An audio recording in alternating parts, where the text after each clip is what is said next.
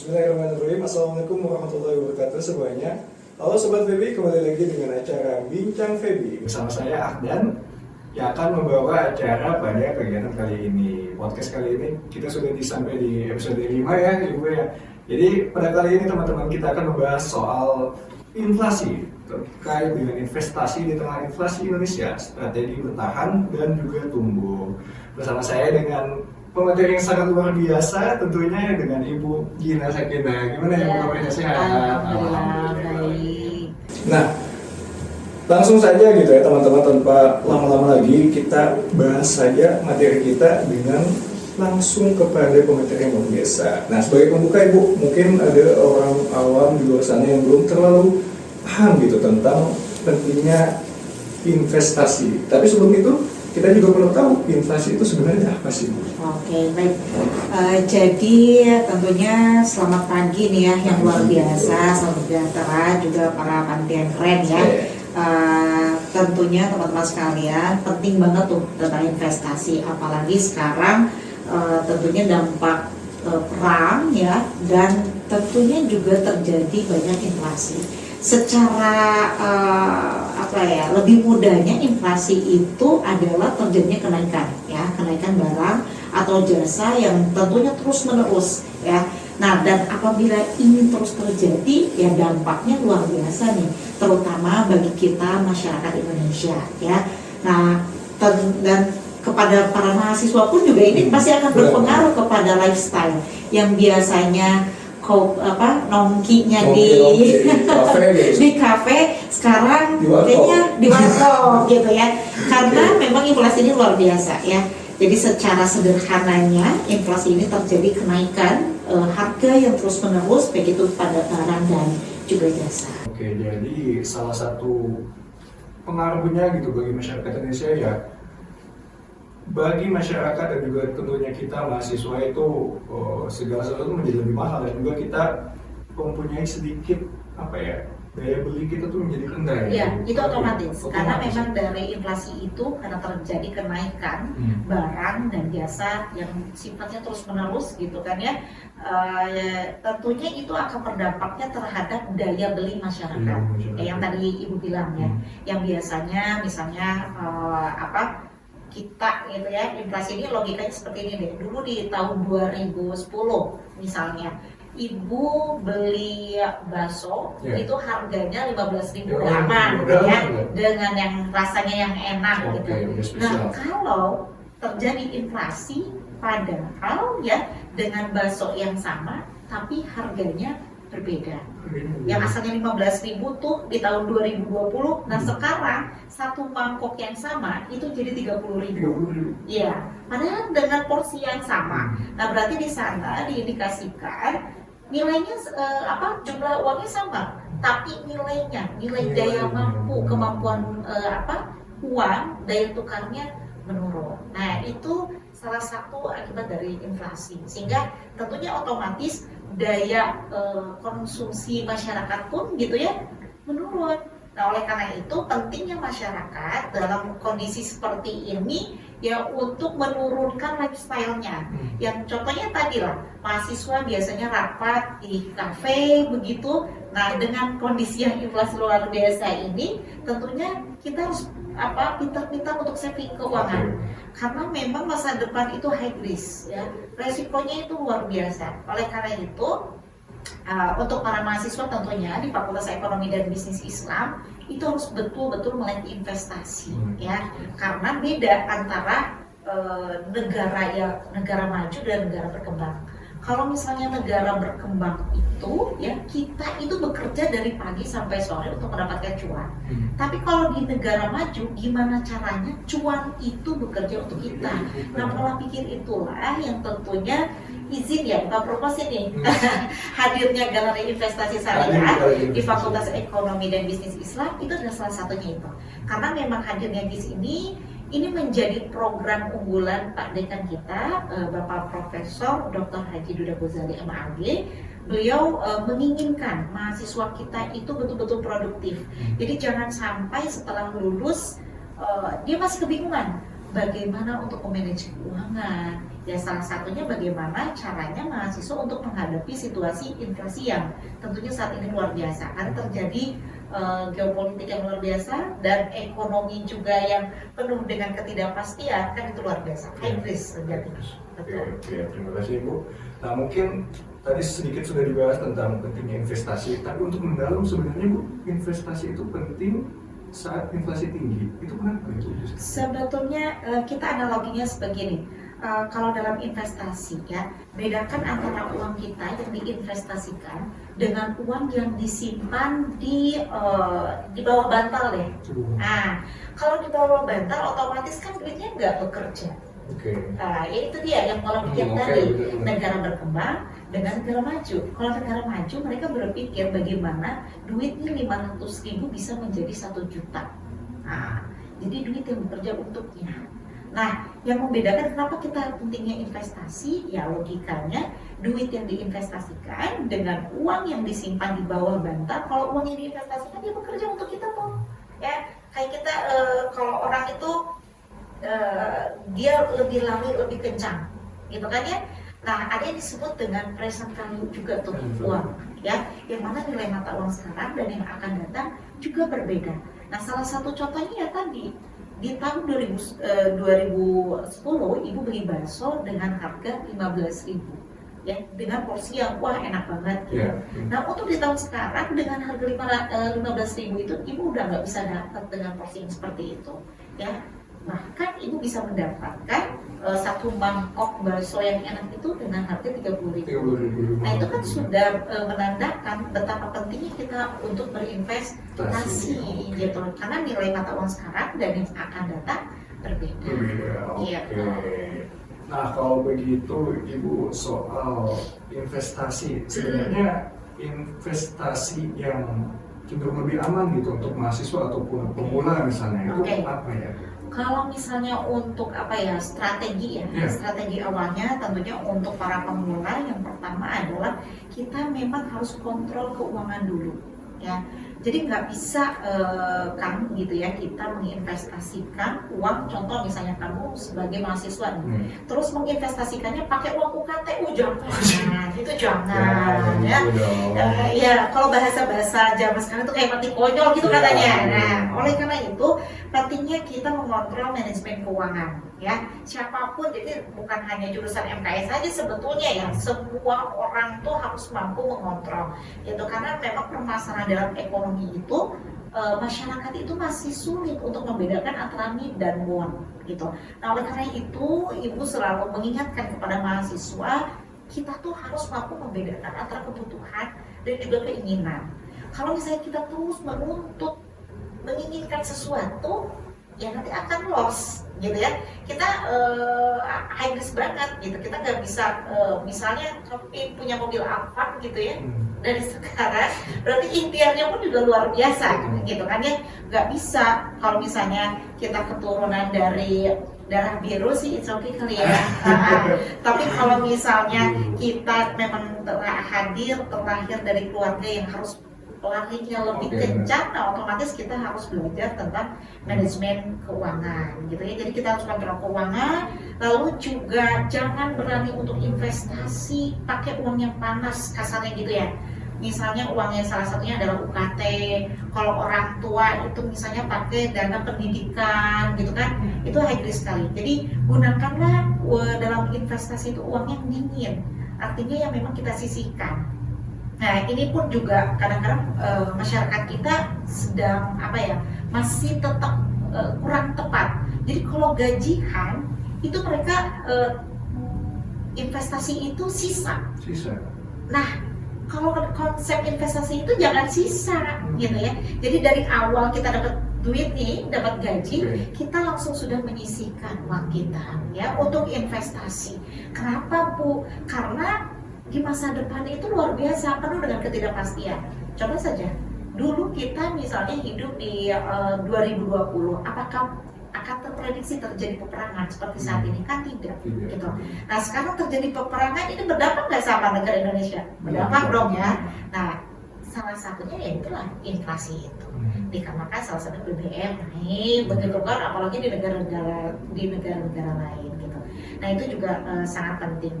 Dan kita juga harus punya saving dana darurat ya. Dana darurat itu tuh harus gitu, karena kita nggak ada yang tahu. Kalau dalam Al-Quran kan kulun nafsin dha'iqatul maut gitu kan ya, setiap yang bernyawa itu akan meninggal. Nah, misalnya kamu nih one day married, punya anak, begitu kan ya. Nah itu harus pentingnya investasi begitu. Nauzubillah sampai umur kamu pendek katakannya ya, anak kita kan sudah terjamin secara ekonomi gitu ya. Memang sih gitu ya, duit nggak segala-galanya, tapi realistis juga gitu. Segala-galanya juga harus pakai duit. Nah oleh karena itu pentingnya kita kontrolin keuangan, lalu juga dana darurat, dan tentunya efisien. Ya efisiensi itu luar biasa. Karena sejatinya dalam ekonomi syariah itu kan ada ratus ribu ya, jangan berlebih-lebihan gitu. Nah di sana dalam kita memenuhi kebutuhan itu ya jangan berlebih-lebihan gitu. Maka pentingnya kita mengontrol need-nya ya want-nya itu di sana gitu ya. Oke, selanjutnya tadi investasi mana saja yang yang baik gitu ya, untuk para pemula. Dengan misalnya sekarang sedang inflasi, yang pertama yaitu adalah surat SBN ya, surat berharga ini. Kenapa Ibu rekomendasikan? Karena memang saat kita menginvestasikan terus kondisinya sedang inflasi, insya Allah sih lebih terjamin. Ya lebih terjamin karena resikonya nggak begitu tinggi gitu. Obligasi itu ya betul, SBN ya. Nah jadi walaupun memang returnnya tidak begitu besar, tapi dengan kondisi sekarang dunia yang kurang stabil secara ekonomi, ya saya sarankan adalah salah satunya adalah SBN. Lalu selanjutnya adalah emas ya, bukan emas Jawa ya kan ya. Saya rekomendasikan adalah emas ya. Kenapa? Karena harga emas itu stabil ya, walaupun memang sekarang di bulan-bulan ini menurun ya, tapi di kemarin itu di tahun 2025 itu lagi keren banget harga emas, keren menyala banget. Terakhir itu yang 10 gram itu 19 juta, di 2025 itu sudah mencapai hampir 23 juta. Bahkan katanya sih, masih katanya gitu ya, di akhir tahun ini bisa mencapai 25 juta. Jadi oleh karena itu yang 10 gram ya, itu yang 10 gram. Jadi makanya teman-teman sekalian penting mulainya investasi. Ya saya Ibu pun juga menyarankan gitu kepada mahasiswa, kalau misalnya dari sekarang tuh harus jelas visi misi tujuan hidup itu harus jelas. Misalnya saya mau nikah di tahun berapa gitu kan, saat kita usia berapa itu harus jelas. Karena kalau mahasiswa yang sudah bekerja, salah satunya saving di emas itu luar biasa menurut saya ya, karena itu pengalaman juga Ibu gitu. Jadi menikah itu betul-betul dengan biaya sendiri, ya salah satunya emang dari dulunya sudah mulai investasi, itu penting gitu ya. Lalu selanjutnya tentunya di saham yang blue chip ya. Nah kan kalau blue chip di sini sudah jelas ya, bukan yang bodong gitu ya. Maka hadirnya galeri investasi syariah ini penting banget tuh, khususnya mahasiswa Fakultas Ekonomi dan Bisnis itu melek tentang investasi. Karena kita harus hati-hati nih, kalau misalnya kita mau menginvestasikan uang di salah satu tempat, dan tempat itu katakan begini, silakan Anda investasi 10 juta, bulan depan bisa jadi 20 juta. Nah kalau sudah begitu, itu sudah tanda-tanda ya. Jadi, nah ini karakter orang Indonesia kan ya. Jadi kalau 10 juta, bulan depannya 20 juta, pingin cepat dia menginvestasikan. Padahal itu sesuatu hal yang kayaknya mustahil gitu kan ya, mustahil banget gitu. Itu nggak mungkin gitu dengan waktu yang sesingkat-singkatnya. Deposito pun nggak sampai segitu, sampai sebulan itu 10 juta. Betul. Nah ya, jadi hati-hati teman-teman gitu ya, terutama untuk mahasiswa gitu kan, apalagi sekarang di Jawa Barat itu kan informasi dari OJK Jabar itu sedang dilanda, salah satunya adalah judol ya. Efek dari judol itu berimplikasi terhadap pinjol gitu, karena memang judol itu kayak apa ya, kayak narkotika gitu ya. Itu Ada jadi gitu? iya betul. Jadi kalau sekali dia pernah ikutan, pernah nyoba dan ingin terus mencoba, dan bahkan sekarang itu di rumah sakit jiwa itu kebanyakan, mohon maaf tuh, Main judo.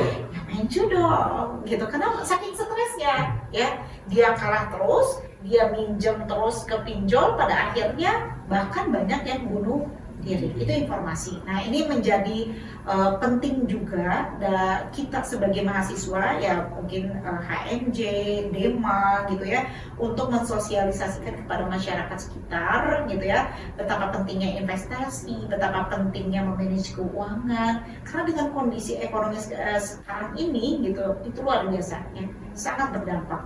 Nggak jauh-jauh deh, kemarin tahun 2019 ya, itu ada COVID-19 gitu ya, informasi nih dari bagian yang pernikahan gitu, grafik perceraian itu meningkat. Berarti itu berdasarkan penelitian diindikasikan karena ekonomi. Jadi lah itu dia, duit nggak segala-galanya, tapi segala-galanya pakai duit gitu. Itu implikasinya luar biasa. Itu sudah banyak yang melakukan penelitian ya pada saat COVID gitu ya, ekonominya menurun drastis gitu karena tidak ada pendapatan saat COVID. Yang meningkatnya perceraian. Nah, ini juga luar biasa. Jadi ini PR besar juga sih sebetulnya untuk para mahasiswa, terus para akademisi gitu ya, yang terus menggalakkan melakukan pengabdian kepada masyarakat gitu, terus menyadarkan kepada masyarakat betapa pentingnya untuk memanage keuangan gitu. Ya, oke. Mungkin sudah dijelaskan sama Ibu juga tadi sekilas terkait otoritas jasa keuangan. Nah, mungkin banyak orang yang mau investasi tapi takut-takut, wah benar nggak nih kayak yang Ibu bilang tadi, investasi 10 juta sebulan lagi, 10 juta lagi, memang benar ya. Nah, sebenarnya peran otoritas jasa keuangan di sini itu seperti apa Ibu? Bagaimana caranya? Kalau untuk OJK sendiri sejatinya sudah luar biasa ya untuk OJK untuk mengatasi investasi ini. Tapi memang ada beberapa hal yang seperti judul ya Kang ya, mereka pun juga intinya kesulitan lah ya, yang Ibu, karena kita pernah diskusi kalau untuk masalah judul itu mereka sulit, bahkan karena dicoba juga gitu ya, iseng-iseng ini mau sejauh mana, karena jadi kayak judul itu prinsipnya pertama kali dia menang, keduanya enggak, ketiganya enggak, terus dan terus. Nah, itu memang under kontrol mereka gitu ya. Jadi memang makanya dari OJK sendiri berdasarkan informasi gitu, beliau terus melakukan penggalakan gitu ya untuk pemahaman kepada masyarakat untuk tidak menggunakan judul. Dan juga memang bukan hanya peranan OJK sih kalau menurut Ibu ya, tapi memang itu harusnya sudah menjadi kesadaran kita sebagai masyarakat pentingnya berinvestasi ya, dan pentingnya memahami resiko-risiko saat kita berinvestasi. Ya tadi lah, kalau misalnya kenapa Ibu bilang investasi itu jangan sampai menggunakan uang panas gitu ya, karena yang namanya juga investasi gitu tentunya ada berjangka gitu ya. Jadi hati-hati kalau misalnya mau berinvestasi, gunakan uang yang dingin, lalu kita lihat resikonya sejauh mana. Kalau misalnya untuk mahasiswa nih, kalau deposito kan itu kan berjangka ya, itu kurang ya untuk mahasiswa, karena memang berjangka, takutnya gitu di waktu betul. Tapi hati-hati jangan sampai kepinjol gitu ya, hati-hati nih, karena bahkan pinjol pun juga diindikasikan di Jabar ini sebetulnya bukan untuk memenuhi kebutuhan primer. Kalau dalam ini doruriyah ya, bukan, tapi lebih kayak make up begitu. Jadi kayak lifestyle aja, bagaimana mereka untuk memenuhi keinginan. Jadi bukan untuk memenuhi kebutuhan pada akhirnya. Ini yang banyak terjebak dalam pinjol itu begitu. Ini hasil penelitian juga tuh mengatakan gitu ya, bahwasanya terjadinya pinjol itu salah satunya bukan untuk memenuhi kebutuhan, tapi untuk memenuhi keinginan. Apalagi misalnya di e-commerce kan banyak gitu kan ya, apa sih bahasanya 12 itu kan 12 ya, diskon. Nah, karena mumpung diskon nih, karena sebetulnya itu jadi under kontrol kita sebagai manusia sebetulnya ya, tapi kalau misalnya kita mampu ngerem keinginan sih ibu yakin gitu itu tidak akan terjadi gitu ya. Jadi pentingnya lah teman-teman memahami resiko dalam berinvestasi itu sangat penting. Maka penting juga tuh belajar tentang investasi, maka ada yang disebut dengan teknik fundamental, terus juga teknika. Kalau fundamental itu lebih ke laporan keuangannya, apalagi ini Fakultas Ekonomi dan Bisnis Islam, ibu yakinlah mahasiswanya betul-betul melek ya terhadap perkembangan ekonomi gitu ya. Jadi itulah hadirnya salah satunya lagi-lagi ibu selalu mengatakan karena memang ini adalah program unggulan Pandekan yang memang harus kita support secara bersama-sama, bukan hanya ibu sebagai pembina di GISPED UIN Bandung tidak ya, tapi dengan mahasiswanya, jadi seluruh stakeholder yang ada di FEB UIN Sunan Gunung Jati Bandung ini gitu. Jadi apa yang dikatakan Bu Gina tadi secara singkat saya ambil adalah untuk menjadi sukses dan juga untung itu tidak ada waktu singkatnya ya, tidak ada shortcutnya ya. Betul. Tidak mungkin hanya dengan Anda bermain dodol ataupun pinjam online gitu ya. Langsung jadi kaya tidak, tidak gacor tapi ungkat gitu, ya. Betul sekali. Jangan stop judul lah ya. Karena sekarang luar biasa gitu ya, tingkat pengguna judul itu luar biasa. Jadi bukan hanya lagi pengguna di kalangan yang mahasiswa gitu ya, SMP, SMA itu sudah mulai terjadi. Sudah informasinya begitu ya, bahkan pinjol juga sama ya, karena mungkin orang ini juga kontrol orang tua, hati-hati gitu ya dalam penggunaan gadget. Kayaknya implikasinya salah satunya dari situ gitu ya. Memang hadirnya teknologi itu berdampak positif, tapi ada juga negatifnya kalau kita tidak memanagenya. Lagi-lagi konteksnya kita harus mampu memanage diri kita. Jadi kalau misalnya kita ingin investasi dengan keuntungan yang besar, ya kita juga harus kontrol diri. Ya, kadang-kadang kalau mahasiswa suka deg-degan juga, karena kalau mahasiswa itu kan keinginannya lagi menggebu-gebu, takutnya kalau investasi lagi FOMO dia ikutan, gitu. Kalau kayak kemarin tuh ya, Mas lagi naik-naik tuh, tiba-tiba turun, wah itu lossnya luar biasa sakit itu, ya. Jadi ya makanya don't put your egg in one basket, gitu. Jadi kalau investasi itu jangan di satu, iya betul, maka boleh di depositonya kalau banyak duit sih, gitu ya. Kalau banyak duit di depositonya, di reksadananya, di SBN-nya, gitu. Dengan kondisi-kondisi yang saat ini memang kurang stabil secara ekonomi, gitu. Alangkah lebih baik sih, memang saran saya sih masuk fisik ya, gitu. Ya, karena kita nggak tahu jika terjadi peperangan, dampak peperangan itu berdampak terhadap negara kita, bisa jadi juga negara kita akan terjadi peperangan kan, maka emas fisik itu sebetulnya lebih aman. Lebih aman. Kita mungkin terakhir Ibu, saya ingin memfokuskan kita pada mahasiswa kita gitu ya. Betul. Dilemanya mungkin bagi para mahasiswa yang ingin berinvestasi itu nggak punya modal awal ya. Ibu punya saran untuk ini pengalaman aja ya. Saya nggak akan, karena saya pun juga sama dari Sunan Gunung Jati Bandung. Saya cinta banget. S1 di UIN Bandung, S2 di UIN Bandung, S3 lagi ongoing juga di UIN Bandung, gitu. Pengen cinta banget sama UIN Bandung ya. Cuman memang perlu kesadaran gitu. Kalau saya memang sudah kerja dari semester 1, jadi dari S1 itu sudah bekerja, dan alhamdulillah qadarullah saya masuk jurusan yang memang bagaimana kita harus cerdas dalam memanage keuangan gitu. Saya sangat bersyukur sehingga pada saat itu saya harus melek tentang investasi gitu. Jadi memang investasi sudah dari dulu, dari semester 1. Karena dari semester 1 sudah punya pendapatan.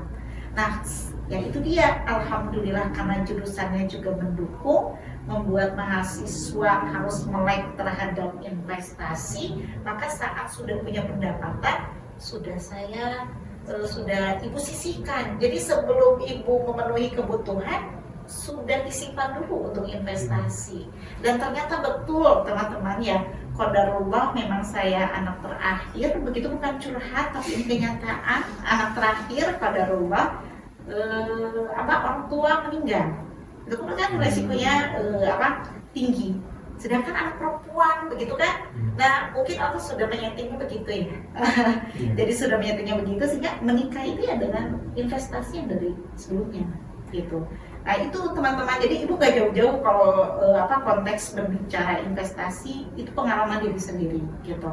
Kenapa tadi salah satunya ibu merekomendasikan investasi emas itu menjadi salah satu solusi konkret di saat krisis ya terjadi inflasi ini gitu. Nah dan alhamdulillah gitu. Jadi setelah lulus itu dan mau menikah ya sudah menggunakan biaya sendiri. Jadi teman-teman semuanya harus tetap semangat, harus tetap produktif. Tolong mumpung jadi mahasiswa sebagai student of change, sebagai student of controlling, teman-teman minimal harus mengontrol diri sendiri gitu ya. Apalagi mampu mengakomodir teman-temannya gitu ya, menjadi khairunas anfa'uhum linnas begitu. Dan tentunya hati-hati, kita harus mampu membedakan antara need dan want. Itu yang selalu ibu tekankan, need dan want.